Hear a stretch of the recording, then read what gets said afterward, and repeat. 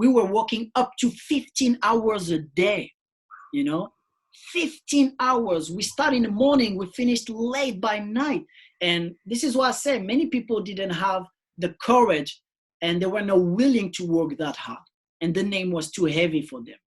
But I took it as a responsibility. So the Battle of the Years, the IBE in my early beginning, and of course the BC one. Because even BC one, it's a crazy story.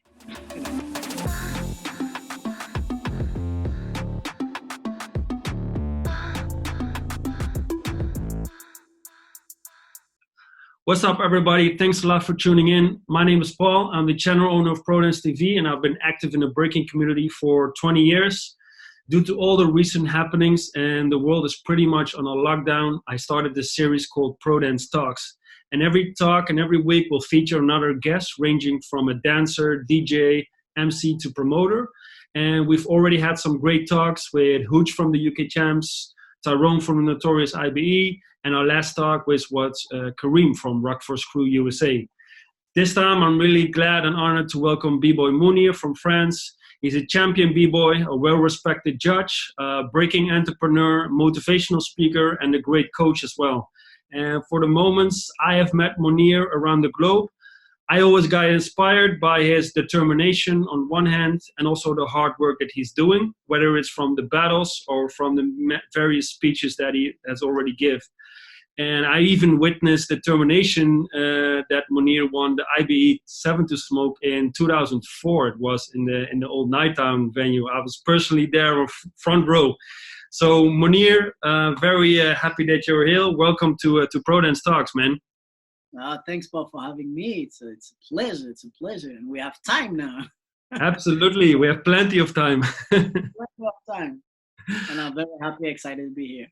Obviously, I'm curious because during the all recent happenings and the COVID-19, it's affecting so many people around the globe. I'm curious to how it is in your country. How's the situation in France right now?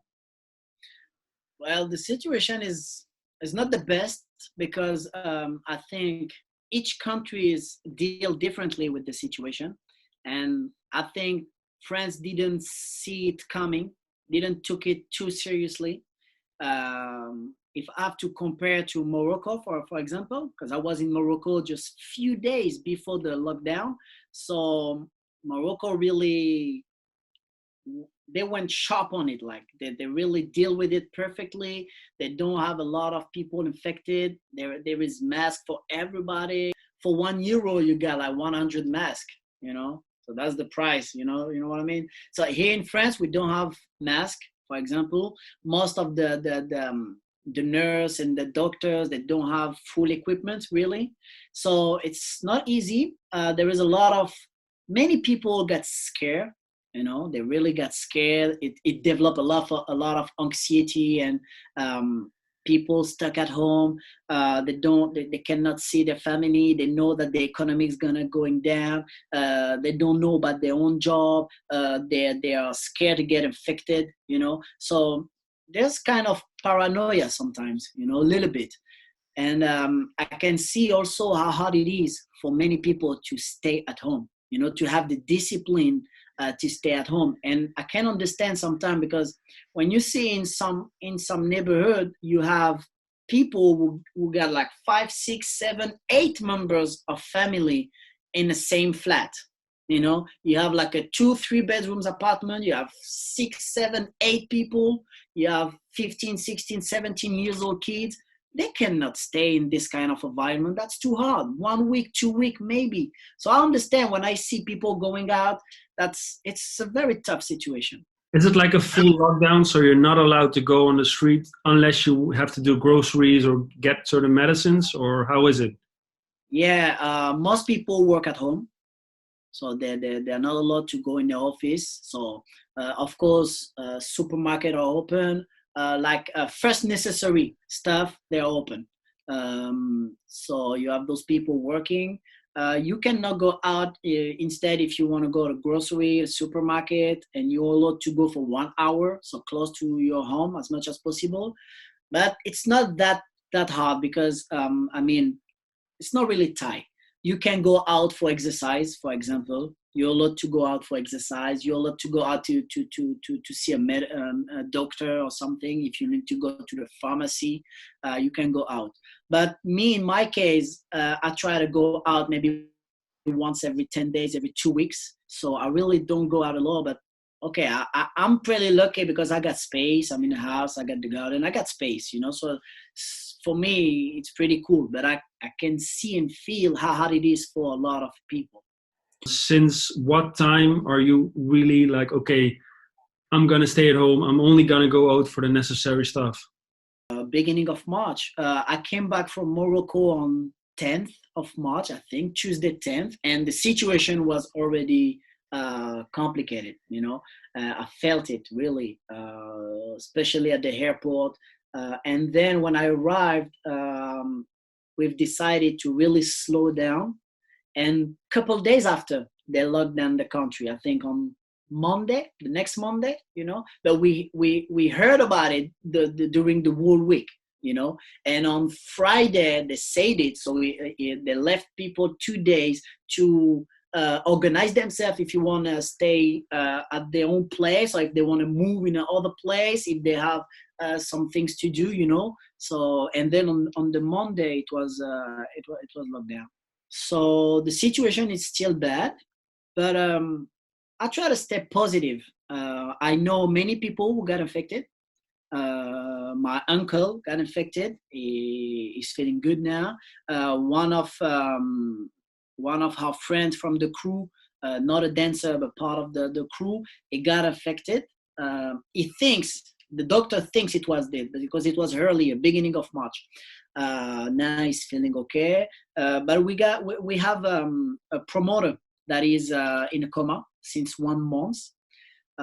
He's a French promoter that I'm working with, a friend of mine. He's in a coma.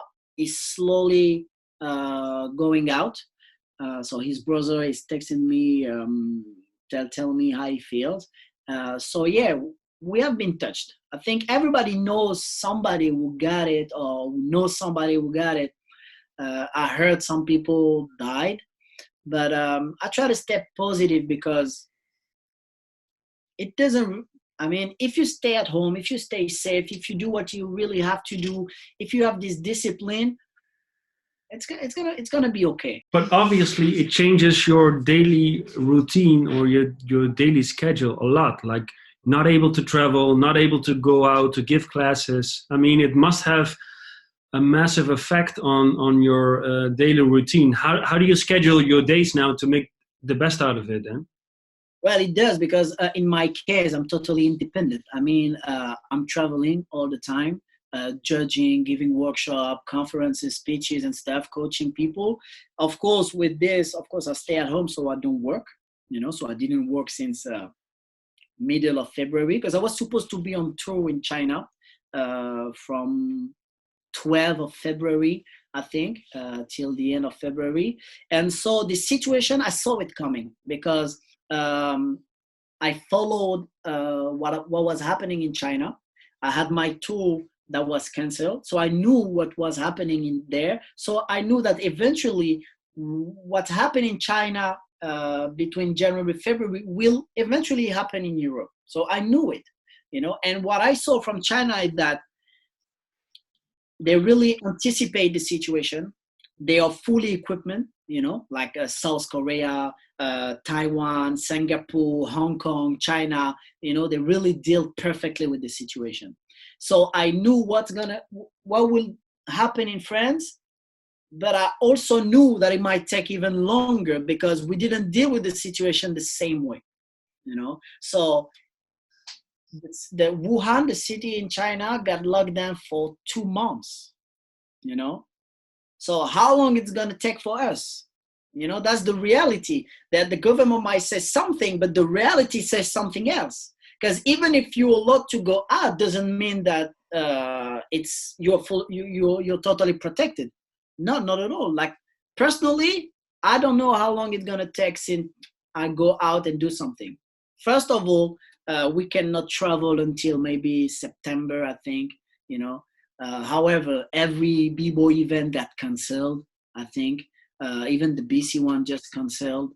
Ah, For as a b-boy, as a judge, or as a b-boy a teacher coach, I'm not going to go out for a while, I think, but I've been working on so many different projects, not only in the breaking scene. So now I'm focused more on this also, yeah, because Uh, does it give time for projects that you would normally maybe set aside, or you would get rushed up on all the travels and the preparations that you would have to do for that? Now there's obviously a massive amount of time during the day, and also mentally maybe that you will say, okay, let's set back and realize what I've been doing in the past and how I can approach this in the upcoming period, right? exactly. Like I've never been that much busy since we got locked down. Yeah. You know, like I'm real. It's not vacation for me. I'm really busy. Like I'm here in my studio recording videos. I didn't train. I don't even have the time to practice. Because I'm fully focused on my project and stuff. There is like the project I'm working on now. I started to work on it in 2014. I recorded the project in 2018, and I could not deliver the project until now. And because of this lockdown, I said, okay, that's the best moment for me. Now I'm free. I'm going to be focused on this, So I've been working since then on this project that's going to be out in a few days. So yeah, this project was born 5 years ago, and 5, 6 years ago, and it's only coming out now because of this virus. I think that's So all. there's Yeah. always something good behind, Every challenge is an opportunity to progress, to get stronger. Every challenge. That's really nice, man. I think this gives the time that it's on a, there's no excuse anymore, right? So it's just the time is now to really also start testing and just doing, because people maybe aren't expecting the highest amount of standards right now. So you can just go on with things that you would normally set aside. That's what I say to people. Like, if you don't do right now, today, during this lockdown, if you don't do what you were supposed to do, what you always wanted to do, plan to do because you were too busy, too tired, whatever, if you don't do it now, you will never do it. Forget about it. If you don't do it now, you will never do it. So that's the right time to get focused on your goal, to put your priority in orders, to step back, take time with the family, take time to yourself, learn new things. That's the time. If you're stuck in Netflix, then when the race will start again, because eventually it's gonna pass and we're gonna live again, then you're gonna lose. You'll be the biggest loser of this lockdown. So it's up to you. It's your attitude against this. Do you want to be a winner out of this, or do you want to be part of the losers out of this? Some people don't sleep. Some people really work, do things, stick in the plan. Just wait, be patient, but stick in the plane. It gives you more time to get prepared. That's even better. Imagine you had like a World B-Boy Classic coming in June. Now World B-Boy Classic might be in September or next year. That's great. It's even more time to get prepared. Don't need to worry. That's even better. Thank you. Now I'm gonna put myself in a practice room and I'm gonna kill myself for even more time. So eventually I'm gonna be even better when I get there. Nice words, man. Absolutely. I think for everybody, it's really prepare for this winter to be over. And when the winter is over, figuratively speaking, you have to be ready to start and jump on a bandwagon again and jump on a race as well, That won't be the time to wake up. That won't be the time to wake up. You better wake up earlier. Absolutely. To what extent did it change the goals that you have? Because obviously, looking from a year ahead, you might set certain goals like I want to achieve or inspire so many people, or I want to maybe even do certain battles or certain trainings or whatever. To what extent did it change the goals for the rest of the year? I would say in a good way. I mean, of course, the situation even for me is not easy because I didn't work for 2 months. I'm not about to work. I don't know when I'm gonna work, but the reality is that it speed up all my goals because now I can really focus on building the goals that I wanted to accomplish.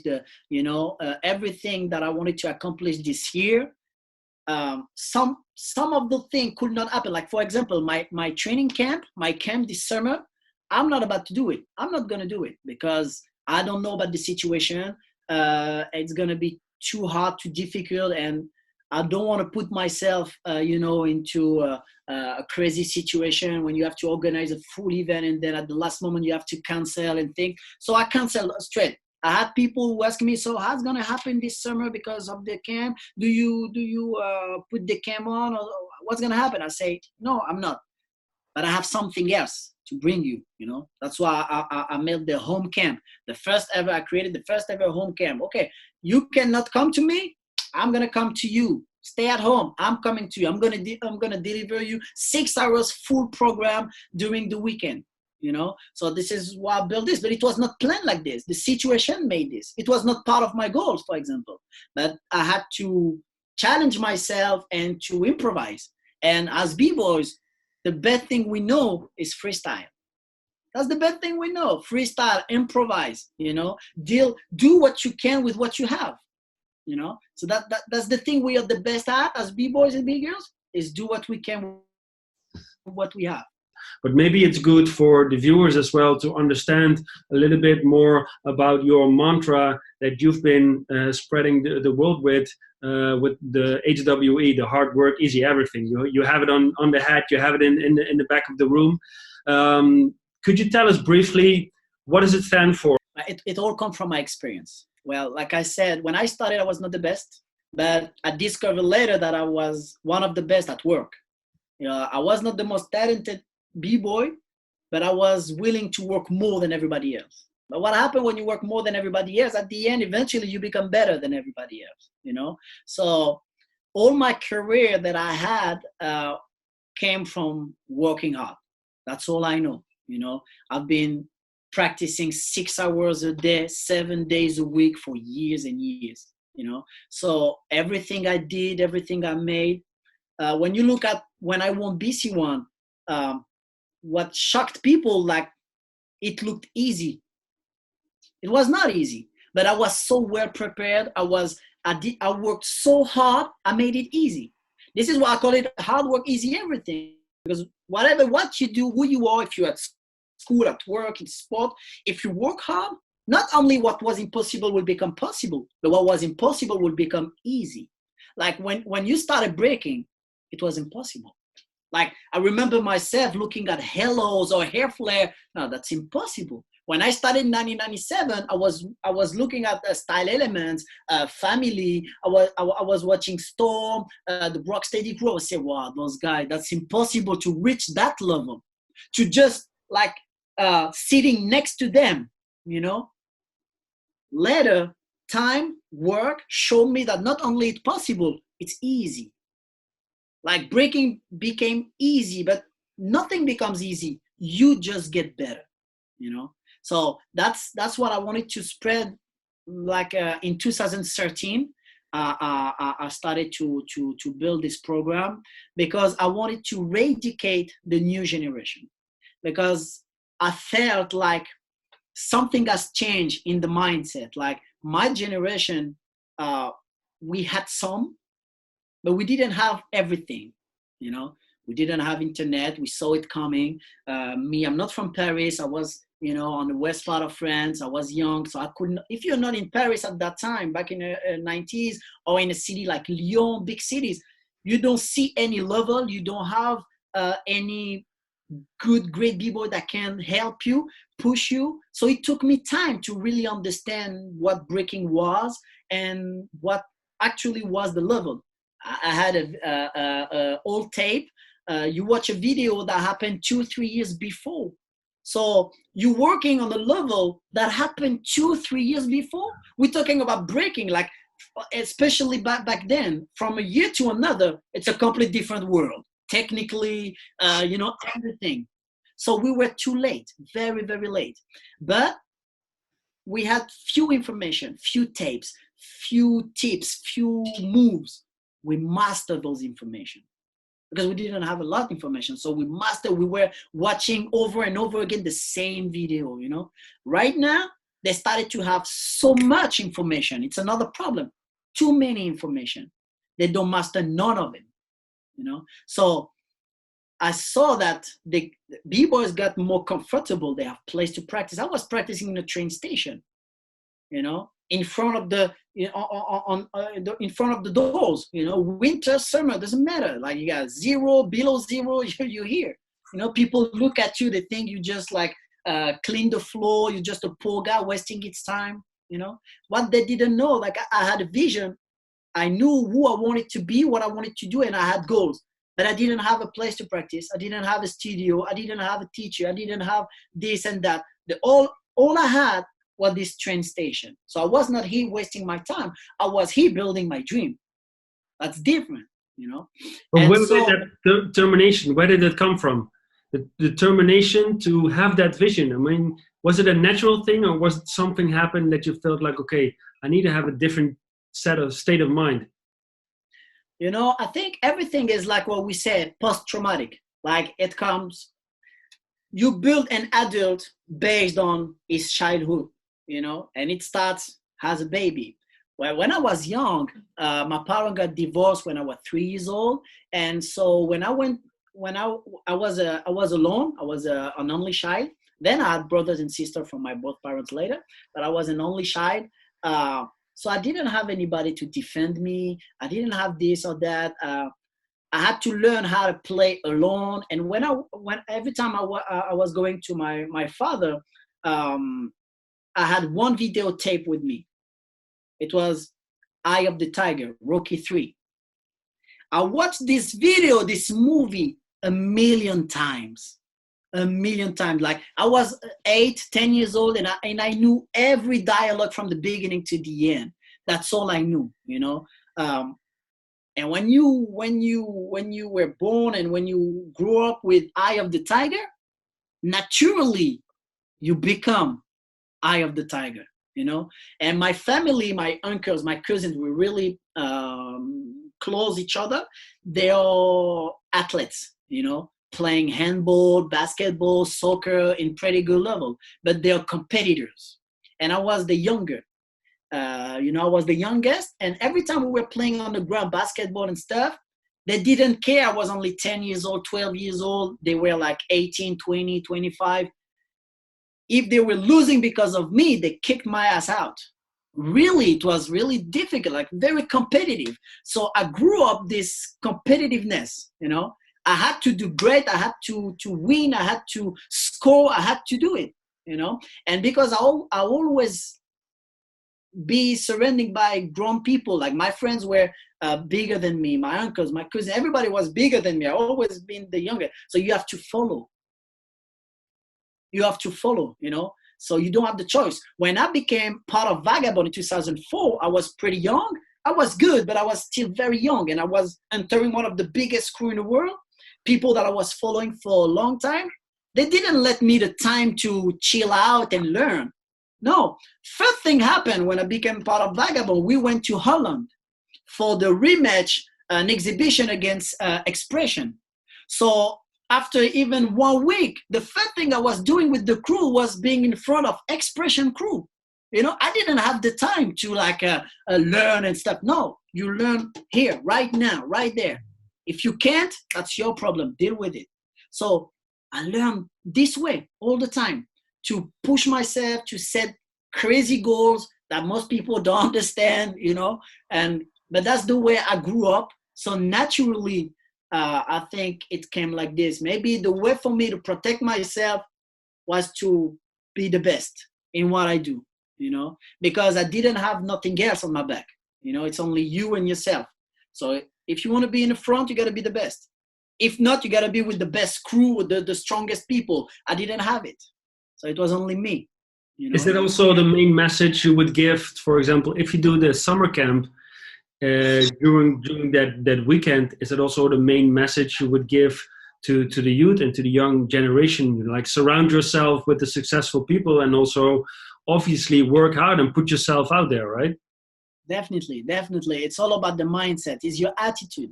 Your attitude will, you know, if you develop the right mindset, then you can achieve greatness. But you cannot achieve greatness without developing the right mindset, you know. So it's all about your attitude, how you see things, how you deal with it. Like, for example, what's happening right now, this virus, this situation, the lockdown, it's your attitude. Like, once we're going out of it, what benefit you'll get from it? You know, if you're here stuck in front of Netflix and dying by yourself, when they say, okay, let's go out, and you wake up, say, oh, what happened? It's over for you. You know, use this time to learn new things, spend time with your family, spend time to yourself, do what you never did. Like they say, when is the first time you did something for the first time? Well, ask yourself, you'll see. It's been a long time. Well, now you have the time to do it.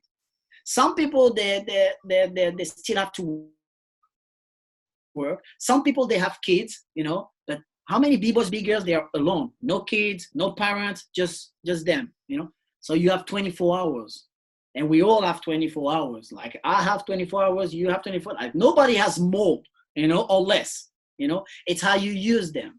And I'm not the best using my time. I'm not saying that, you know, but I know what I have to do, and I'll be willing to do whatever it takes to do it. You know, so that's the mindset I try to share with people. There is no theory. It's only practice things. No theory. I'm not here to bring theory that I don't even read books mostly. Sometimes I do. I'm not a big reader. I only talk about what I experienced. That's it.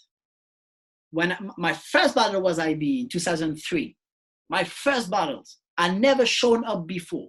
When I came to IBE, I didn't have money. I came, I slept in a train station. Nobody knew who I was.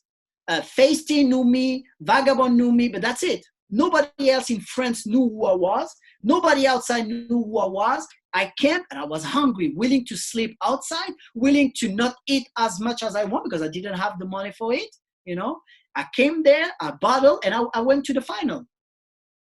But I was hungry. I didn't care I don't have a place to sleep. I didn't care I know nobody. I didn't care people don't know me. I didn't care. I was hungry. And it was 2003. I started in 1997.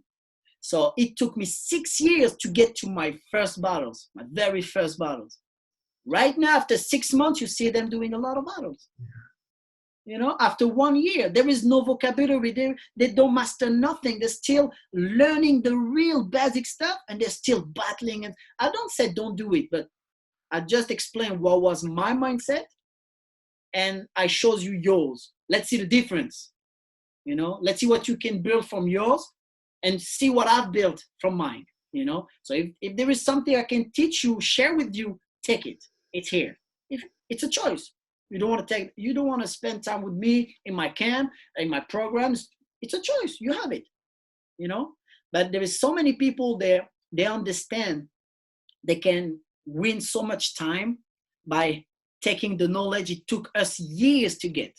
It took me so many years to get the right mindset, to understand breaking, to know what to do with it, you know, where it drives you, how it ends up, and everything. If you're willing to stay on your side alone, it's going to take same time as me, you know. But the difference between me and you, I had the chance to hang out with the best.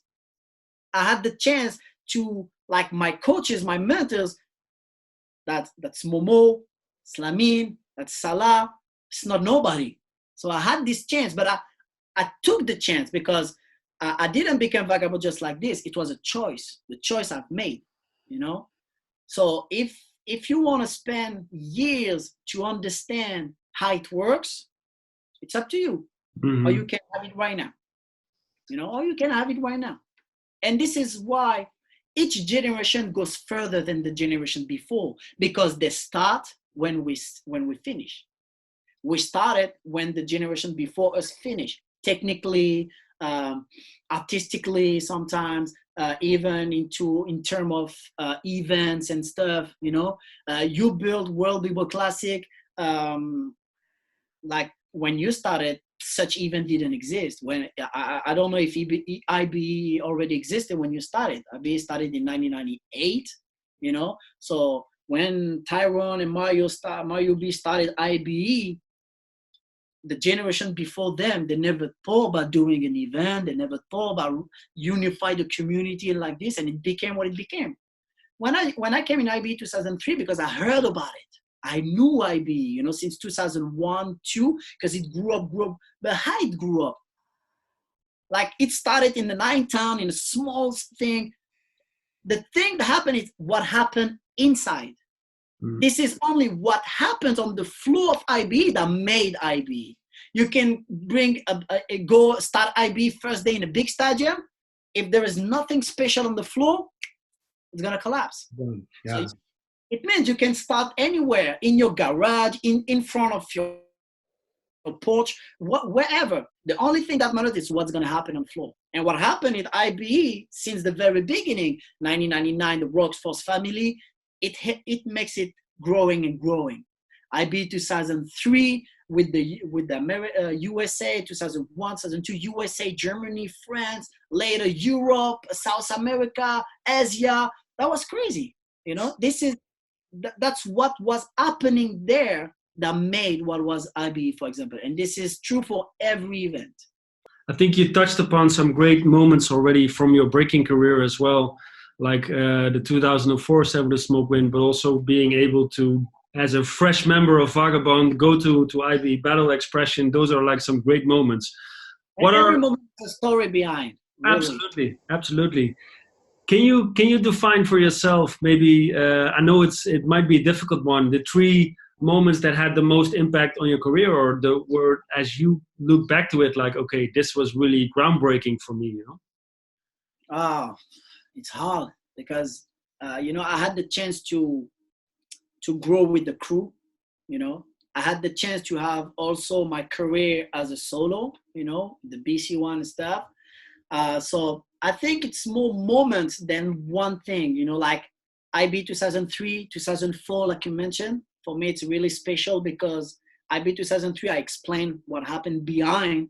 And the thing is that in 2003, I registered myself online. I think it was the first time ever you could register online. And when I arrived there, my name was not on the list, you know? So I don't know what happened. So I came for nothing. So I was staying there. I was watching the battles. I was young. And during the pre-selection, somebody didn't show up, you know? And DJ Ben was just in front of me. It was DJ Ben at that time. I don't know where he knew me. And he talked to me, he said, hey, go there. I said, yeah. I stepped on the cipher. I said, okay, I'll do it. Tyron was on the mic. You know, I'll tell you the full story. Tyron was on the mic. I said, okay, we got something. I think I got the video of it. He said, okay, what's your name? And at that time, I gave what I thought would be my B-boy name, like what my people, my friends, my family called me Sean Bibbs. You know, it came from where I was a kid. I say, hey, Sean Bibbs. And Tyron say, what? I say, Sean Bibbs. What? I said, Munir. Okay. Munir. It's okay, we got people. Munir, okay, tak. I did the pre-selection. I went to the final round, you know. So I came. I was not supposed to do the battle. Finally, at the end, I made to the final. Next year, I was doing 2004. This time it was different. I had like Vagabond on my back. You know, I was part of the crew. Okay, I went. I was more confident. I did the footwork battle downstairs in the 9th town. I was not pre-selected. I was damn shit. Like I was shocked. I said, oh, shit. So I went back up, head down, and then Bosque from the crew came to me and said, oh, I was looking for you. Somebody's missing for the 7-2 smoke. Do it. I said, okay, let's do it. It was not supposed to happen like this. So I went back, I did a 7-2 smoke, I won, you know? So I think everything has a story behind. So for me, those 2 IB really will always be very important for me, you know? Then the Battle of the Years, 2006 especially, because we came back with the crew after 2 years of transitions with the new generation. So winning in 2006 was something crazy because Vagabond won Best Show in 2002, lost in the final. Few weeks before, they lost in the final in UK Champ. Like those 2 events, it was a major goal for the first generation of Lamine, Nair, Salah, Simamed, whatever. So for me, I took it as a responsibility, you know, because at the beginning, when all the first members stopped doing the things on their side, we were here only the new generation, but nobody believed in us. And most people didn't even call us Vagabonds because Vagabond was Lamine, Salah, Momo, that's it. Not Munir. No, a little bit, but not Munir, not Abdel, not this, not that, you know. So we really had to prove it. So I took it as a responsibility. So it means you got a strong name on your back. It's heavy. You assume it, and you're willing to work to defend this and to go further, or you don't, and you're gonna collapse, because that's too heavy. Many people collapse. It was too heavy. I took it as a responsibility. 2006, then that was the time validate. Because now we did what the generation before us didn't do. Win Battle of the Year and got Best Show. We were the first ever to win both, Then after that, the other Battle of the Year, UK Champ in 2010. We won UK Champ 2010. Like it was, for us, it was crazy because, okay, one more. Something you didn't do, here, it's yours. Nel was there, Salah was there, it's yours, 2011 and 12, winning twice Battle of the Year in a row, twice Battle and Best Show again. Like in 2010, I was undefeated in Battle of the Year. 2006 Battle and Best Show, 2011 Battle and Best Show, 2012 Battle and Best Show. Like I never lose in Battle of the Year. In France, I never lost. In international, I never. So that was crazy time, But it was so hard to work. And this is how HWE come from, because we were working so hard. People don't even understand. We were working really hard. We were working up to 15 hours a day, 15 hours. We start in the morning, we finished late by night. And this is why I say many people didn't have the courage and they were not willing to work that hard. And the name was too heavy for them. But I took it as a responsibility. So the Battle of the Years, the IBE in my early beginning, and of course the BC one, because even BC one, it's a crazy story. It's hard to make a long story short, but BC one 2012, like I was the first, and I remain the only people who have made what they call the world trip from the French Cypher, the European qualifier, and the world final. And I didn't even stop there. I'm the first and only to have defined my title.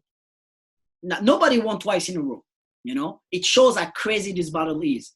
And I'm the first one who have defended my title that far until the final the next year. So I was like in one battle close to win twice in a row, starting from the French Cypher, European Cypher, world final, till the final round of the world final the year after. I've been undefeated 15 rounds at the BC one. So like, it's a crazy, crazy things, So, and this period mark the very beginning of what HWE is today. So it's only part of my experience, of my mindset. And at that time, I never really think about it. I never planned like this. I was doing naturally the things. I was dedicated naturally. I was a hard worker naturally, And when I started to slow down, step back and realize, I started to put words on what I have accomplished.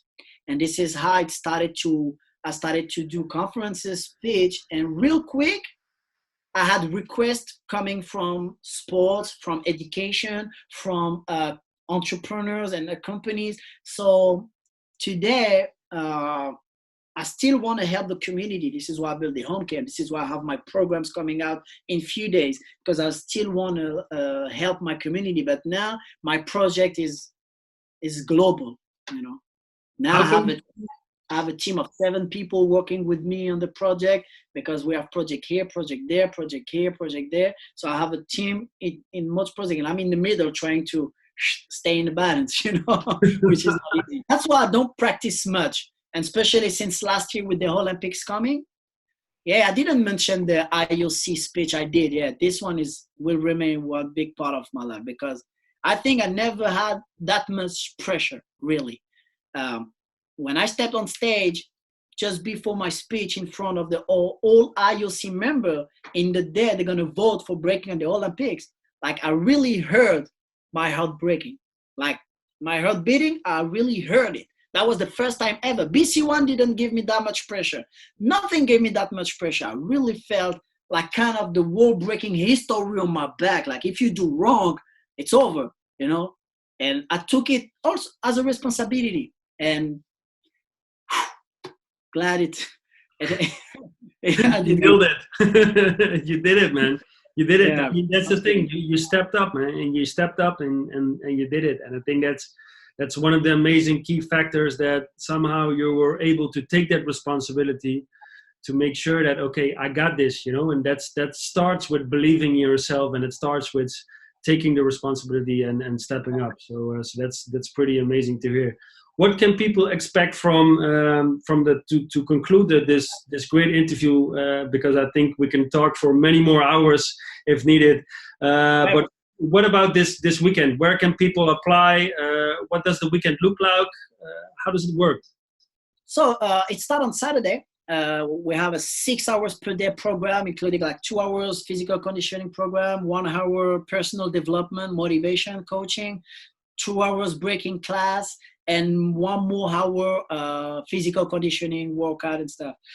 Saturday from 9 to 11, 11:30 to 12:30, from 2 to 4, and 4 to 5, and depending where you're from, and it works in your own time zone.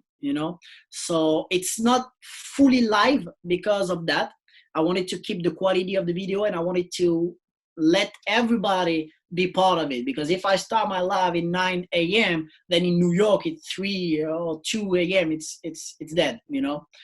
So I've decided to record the videos in a live condition, and to have exclusively this program for the home camp. So it's all about physical conditioning, breaking, and motivation. 2 days, 12 hours.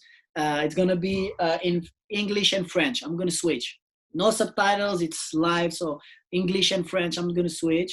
And we already have many people registered. So I'm really happy. We only took 8 days to promote this thing, so it's not a lot. Like for the camp, we promoted for weeks before, Now it's really that. I made it like for 30 euros, So for me, it's to just give the opportunity to the kids, to the advanced b-boys to have a program, to dedicate themselves and to learn new things, Amazing. That sounds good. I'm for sure going to put the link here in the video description so people know where to go to as well, and where they can apply. Well, I think that you go hwemunir.com. It's on the website, or my Instagram, hwemunir. Easy. Perfect, man. Sounds great. Munir, thanks a lot for not only talk about the current situation in France, but to also take us back to some great moments and some great insights as well. Even for me, it was some great new information that I got with you traveling to IBE 2003 and hear some crazy stories. So I absolutely appreciate it. And let's take it up to a next talk anytime soon, right? And in a better condition, though. Doing the great job, thanks to you. And just, if I can say one last thing to the people, this virus, this lockdown will pass anyway. Every storm is just for a little moment. It might take longer, it might be stronger. Just stick with the plan, hold on your goals, just wait, be patient, let it pass. You see it coming, now it's there, let it pass. Eventually, it's not forever. So just hold on something, wait, and then everything's gonna be fine. All right. Don't try to fight, against it. It's too strong. Just wait. Let it go. It's gonna pass. Every problem has to be dealt this way. Let it pass. Wait. That's it. And stay confident, motivated. Absolutely. This too shall pass, and we shall overcome. And in the meanwhile, we're looking at the possibilities that we do have, right? Exactly. Cool. Thanks a lot, brother. Cheers. Stay safe.